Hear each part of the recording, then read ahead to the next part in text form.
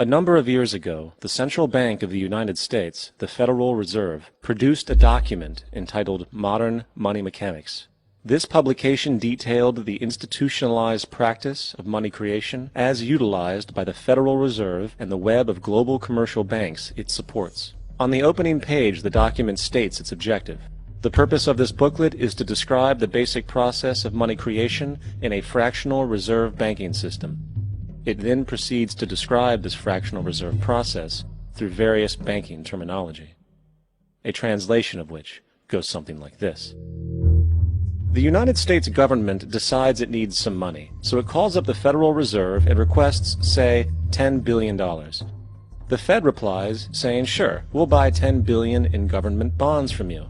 So the government takes some pieces of paper, paints some official-looking designs on them, and calls them Treasury bonds. Then it puts a value on these bonds to the sum of $10 billion and sends them over to the Fed. In turn, the people at the Fed draw up a bunch of impressive pieces of paper themselves, only this time calling them Federal Reserve notes, also designating a value of $10 billion to the Fed. The Fed then takes these notes and trades them for the bonds. Once this exchange is complete, the government then takes the $10 billion in Federal Reserve notes and deposits it into a bank account. And upon this deposit, the paper notes officially become legal tender money, adding $10 billion to the U.S. money supply. And there it is. $10 billion in new money has been created. Of course, this example is a generalization, for, in reality, this transaction would occur electronically, with no paper used at all. In fact, only 3% of the U.S. money supply exists in physical currency. The other 97% essentially exists in computers alone. Now, government bonds are, by design, instruments of debt, and when the Fed purchases these bonds, with money it essentially created out of thin air, the government is actually promising to pay back that money to the Fed. In other words, the money was created out of debt. This mind-numbing paradox of how money or value can be created out of debt or a liability will become more clear as we further this exercise. So, the exchange has been made and now $10 billion sits in a commercial bank account. Here's where it gets really interesting. For as based on the fractional reserve practice, that $10 billion deposit instantly becomes part of the bank's reserves, just as all deposits do. And regarding reserve requirements, as stated in Modern Money Mechanics, a bank must maintain legally required reserves equal to a prescribed percentage of its deposits.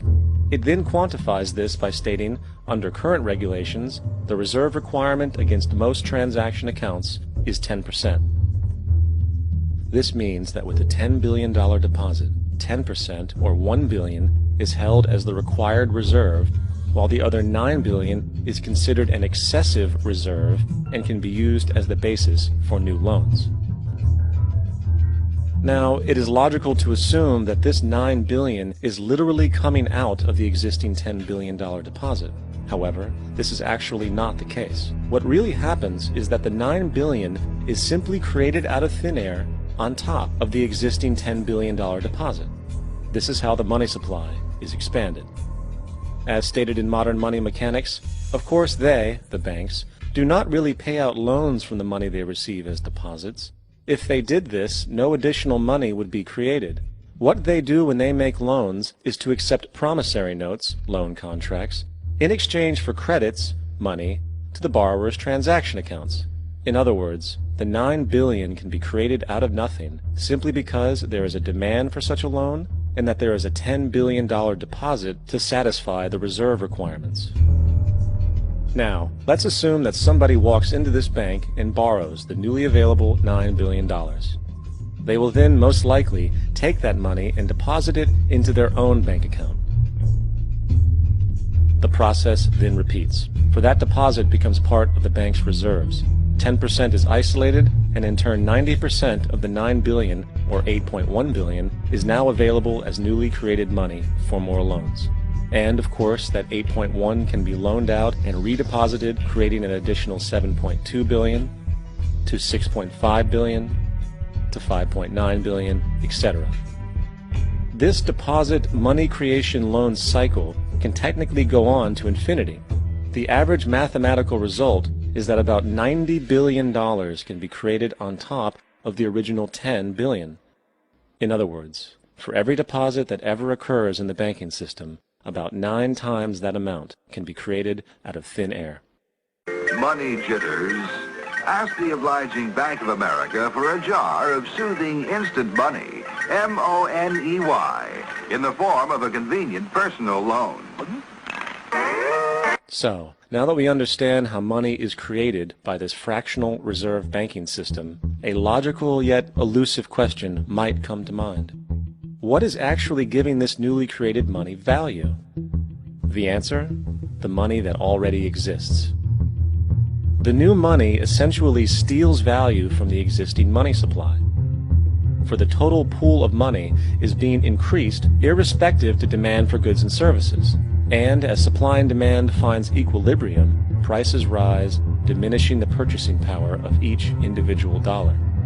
This is generally referred to as inflation, and inflation is essentially a hidden tax on the public. What is the advice that you generally get? And that is, inflate the currency. They don't say debase the currency. They don't say devalue the currency. They don't say cheat the people who are saved.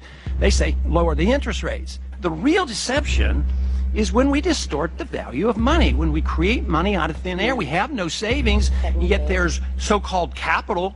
So my question boils down to this: how in the world can we expect to solve the problems of inflation, that is, the increase in the supply of money, with more inflation? Of course, it can't. The fractional reserve system of monetary expansion is inherently inflationary. For the act of expanding the money supply, without there being a proportional expansion of goods and services in the economy, will always debase a currency. In fact, a quick glance at the historical values of the US dollar versus the money supply reflects this point definitively, for the inverse relationship is obvious. $1 in 1913 required $21.60 in 2007 to match value. That is a 96% devaluation since the Federal Reserve came into existence.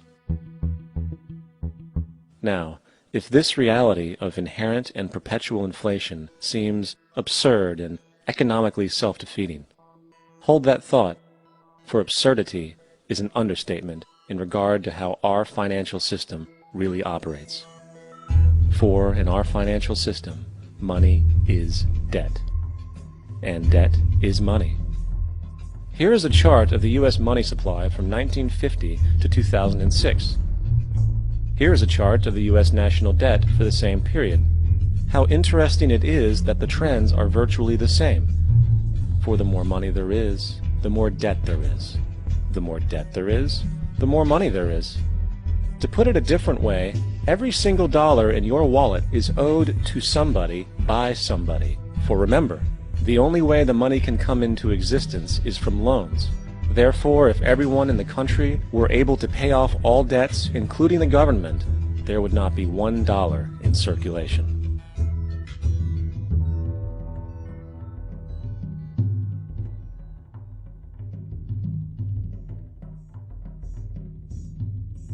In fact, the last time in American history the national debt was completely paid off was in 1835 after President Andrew Jackson shut down the central bank that preceded the Federal Reserve. In fact, Jackson's entire political platform essentially revolved around his commitment to shut down the central bank, stating at one point, "The bold efforts the present bank has made to control the government are but premonitions of the fate that awaits the American people, should they be deluded into a perpetuation of this institution or the establishment of another like it." Unfortunately, his message was short-lived, and the international bankers succeeded to install another central bank in 1913, the Federal Reserve. And as long as this institution exists, perpetual debt is guaranteed. Now, so far we have discussed the reality that money is created out of debt, through loans. These loans are based on a bank's reserves, and reserves are derived from deposits. And through this fractional reserve system, any one deposit can create 9 times its original value, in turn debasing the existing money supply, raising prices in society. And since all this money is created out of debt and circulated randomly through commerce, people become detached from their original debt, and a disequilibrium exists where people are forced to compete for labor in order to pool enough money out of the money supply to cover their costs of living. As dysfunctional and backwards as all of this might seem, there is still one thing we have omitted from this equation. And it is this element of the structure which reveals the truly fraudulent nature of the system itself: the application of interest. When the government borrows money from the Fed, or when a person borrows money from a bank, it almost always has to be paid back with accrued interest. In other words, almost every single dollar that exists must be eventually returned to a bank with interest paid as well. But if all money is borrowed from the central bank and is expanded by commercial banks through loans, only what would be referred to as the principal is being created in the money supply. So then, where is the money to cover all of the interest that is charged? Nowhere. It doesn't exist. The ramifications of this are staggering, for the amount of money owed back to the banks will always exceed the amount of money that is available in circulation. This is why inflation is a constant in the economy, for new money is always needed to help cover the perpetual deficit built into the system, caused by the need to pay the interest. What this also means is that mathematically, defaults and bankruptcy are literally built into the system, and there will always be poor pockets of society that get the short end of the stick. An analogy would be a game of musical chairs, for once the music stops, somebody is left out to dry. And that's the point. It invariably transfers true wealth from the individual to the banks. For if you are unable to pay for your mortgage, they will take your property. This is particularly enraging when you realize that not only is such a default inevitable due to the fractional reserve practice, but also because of the fact that the money that the bank loaned to you didn't even legally exist in the first place. In 1969, there was a Minnesota court case involving a man named Jerome Daly, who was challenging the foreclosure of his home by the bank which provided the loan to purchase it. His argument was that the mortgage contract required both parties, being he and the bank, each put up a legitimate form of property for the exchange. In legal language, this is called consideration.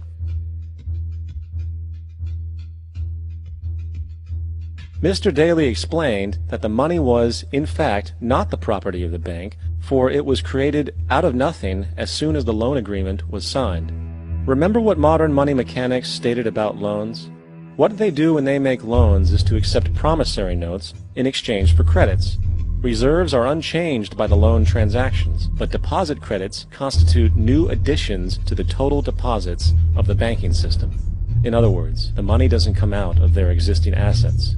The bank is simply inventing it, putting up nothing of its own, except for a theoretical liability on paper. As the court case progressed, the bank's president, Mr. Morgan, took the stand, and in the judge's personal memorandum, he recalled that the plaintiff, bank's president, admitted that, in combination with the Federal Reserve Bank, did create the money and credit upon its books by bookkeeping entry. The money and credit first came into existence when they created it. Mr. Morgan admitted that no United States law or statute existed which gave him the right to do this. A lawful consideration must exist and be tendered to support the note. The jury found that there was no lawful consideration, and I agree. He also poetically added, only God can create something of value out of nothing. And upon this revelation, the court rejected the bank's claim for foreclosure, and Daly kept his home. The implications of this court decision are immense. For every time you borrow money from a bank, whether it is a mortgage loan or a credit card charge, the money given to you is not only counterfeit, it is an illegitimate form of consideration, and hence voids the contract to repay, for the bank never had the money as property to begin with. Unfortunately, such legal realizations are suppressed and ignored, and the game of perpetual wealth transfer and perpetual debt continues. And this brings us to the ultimate question: why? During the American Civil War, President Lincoln bypassed the high-interest loans offered by the European banks and decided to do what the Founding Fathers advocated, which was to create an independent and inherently debt-free currency. It was called the greenback. Shortly after this measure was taken, an internal document circulated between private British and American banking interests stated, "Slavery is but the owning of labor, and carries with it the care of laborers, while the European plan is that capital shall control labor by controlling wages. This can be done by controlling the money. It will not do to allow the greenback, as we cannot control that." The fractional reserve policy perpetrated by the Federal Reserve, which has spread in practice to the great majority of banks in the world, is, in fact, a system of modern slavery. Think about it. Money is created out of debt. And what do people do when they are in debt? They submit to employment to pay it off. But if money can only be created out of loans, how can society ever be debt-free? It can't. And that's the point. And it is the fear of losing assets coupled with the struggle to keep up with the perpetual debt and inflation inherent in the system, compounded by the inescapable scarcity within the money supply itself, created by the interest that can never be repaid, that keeps the wage slave in line, running on the hamster wheel with millions of others, in effect powering an empire that truly benefits only the elite at the top of the pyramid. For, at the end of the day, who are you really working for? The banks. Money is created in a bank and invariably ends up in a bank. They are the true masters, along with the corporations and governments they support. Physical slavery requires people to be housed and fed. Economic slavery requires people to feed and house themselves. It is one of the most ingenious scams for social manipulation ever created, and at its core, it is an invisible war against the population. Debt is the weapon used to conquer and enslave societies, and interest is its prime ammunition. And as the majority walks around oblivious to this reality, the banks, in collusion with governments and corporations, continue to perfect and expand their tactics of economic warfare, spawning new bases, such as the World Bank and International Monetary